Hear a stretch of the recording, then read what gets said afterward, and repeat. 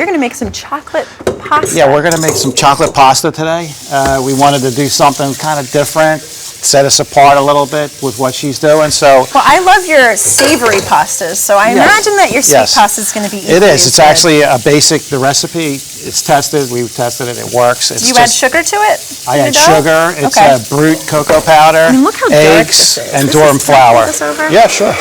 This is like, it's black. It's not even chocolate colored. It's so dark. And so it's the brute cocoa powder with the eggs and then the flour mixed with it. What does brute cocoa powder mean? Brute, it means no sugar. It's very, very bitter. Okay. So. But with the sugar and the dough and everything, you'll see the sweetness will come out. And then we have a hand-dipped ricotta, which is an artisan ricotta do you done make by that hand. in-house? No, we buy that. But we mixed a little bit of maple sugar with it and some vanilla nice touch. and some real small chocolate chips in there. I would eat that just on its own. Yeah, it's really good. Do you have egg or anything in there? No egg, nothing. You want to try it? You can try it. I would love to try it. Give me a little spoon and I'll let you try it. Give me a spoon? I'll put it on my finger. Yeah, your hands are clean. Yeah, they're very clean. There you go. Yep. All right, so basically we got the machine here. We're just going to work the dough now just like a regular pasta, just the same way. So we'll need to incorporate a little bit of flour with it as well. Okay. And you can see how rich in chocolate it really is. is. Yeah. The main thing you have to worry about is like it's a little sticky sometimes with the chocolate and everything. But now, do you ever flour the roller? Yeah, I'm going to flour it. I'm going to flour the dough actually. And this is the semolina? That's Durum semolina flour, extra fancy. Does that make a difference besides it being extra fancy? Yeah, it's extra fine. Okay. So you don't have it. It won't break up on you. You can get the dough real nice and fine. Did you ever do this by hand? No.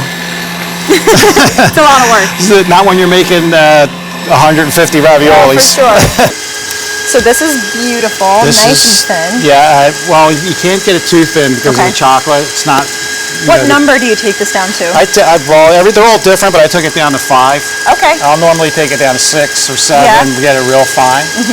So we're just going to put a little bit of the mixture on there. All right. Small amount. So not too much. You don't want to overfill them. Not too much because we're going to make a smaller ravioli. We're going to use a smaller cutter today just to, add a little dimension to our dessert. Now, would you be serving these together, or are these going to be two standalone desserts? You could serve this on your own with a sauce, but I think it goes better if you could combine it with something. Why not? Put them all together.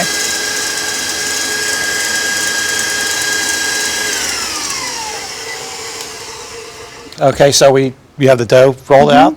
We put our filling in. So I just have just a tiny bit of egg yolk with water. There's more water than egg yolk, and we're just going to blot it a little bit just to seal it so it doesn't open up. Now, are we going to put another sheet over top of these, or are we going to No, we're just going to fold. I'm going to fold that over. I like that little technique you have working there. Yeah, because if we don't want to waste too much. This is really expensive. The ricotta is expensive. Everything's expensive. Chocolate. That cocoa powder, right. Food is very expensive. I'm sure you use really good eggs. Farm fresh eggs from the farm. Nice. Well, I think one thing you're absolutely known for in your cuisine and over at Jansen is just using the best possible quality ingredients that you can get your hands on, not skimping even a little bit. You can't go wrong if you use good It's true. I mean, not to downgrade your technique, because we all know that you have some of the best technique in Philadelphia, really in the country. Well, but it's really about the products. If you start with good products, you do the basic things right. You're going to have a great dish. So, but give yourself a little credit too. Yeah. Well, that comes into play with what you combine and how you come up with the dishes is very, very important.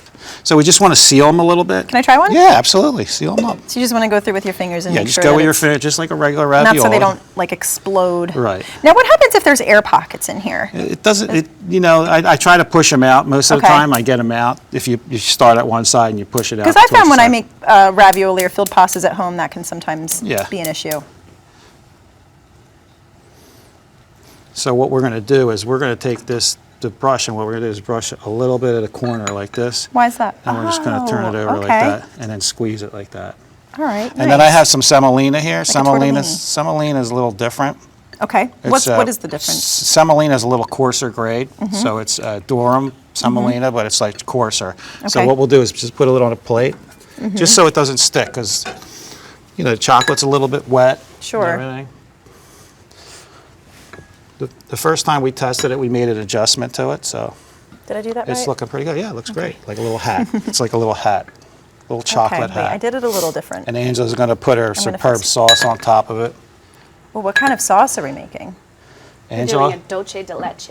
Yum. You want to start dropping the cooking raviolis? Yeah, sure. How many should Are you we going cook to use off? this little? Yeah, I all will. of them? Are you All of kidding them? me? Okay. Come on. Sure. Have you been to the chef's kitchen before? I think you know us by now. And how long will these take? Just a couple minutes? Just like 2 or 3 minutes. Cool. So that filling's going to warm up. The outside's just going to Yep. cook You just through. don't want to boil them too fast because Okay, so leave it they're at a little more of a- delicate with Okay, the chocolate just a and light everything. simmer. So you can see like the color kind of changed a little Yeah, bit. definitely. Yeah. They're looking much more chocolatey now. Yeah, it definitely doesn't look like a pasta at this point. It looks like Yeah, a piece of chocolate. for so, sure. Yeah. They almost look like fortune cookies. Yeah. We try different shapes. Yeah, you know, yeah. So is the center going to be still pretty thick, or is it going to get a little runny? It'll be a little bit runny. Nice. Yeah, because the ricotta will heat up and the chocolate will melt inside of it. The Right. because the chocolate's Oh, so small, right. so it'll kind of go with everything that Angela's serving, and then Yeah. the sauce that she's going to put on it. What we could do if we wanted to is we have a little fleur de sel, sea salt. We can put just a little bit on top to give you that little Awesome. salt and sugar. I like the salt and sugar. said before, yeah, too, but you're a Angela salt does girl. too. Yeah, I'm a Love salt, a little I'm a salt salt girl. with my sweets. It balances it, you know? Yes. So we're pretty close here. We're going to wait till it comes up. Okay. Should come up any second. All right, so you wait for them to Yeah, float? wait for them to come up to a boil. There's Oh, okay. Yeah, so you can see. kind of feel them. Feel a Oh, yeah, softness on it feels- Yeah, like they're cooked. Exactly. They don't really need to cook like a real ravioli. So they're okay. ready. They're at this point they're ready. I'm going to take them out. So then you'll just kind of drain them on the plate. Yeah, I drain them on a plate.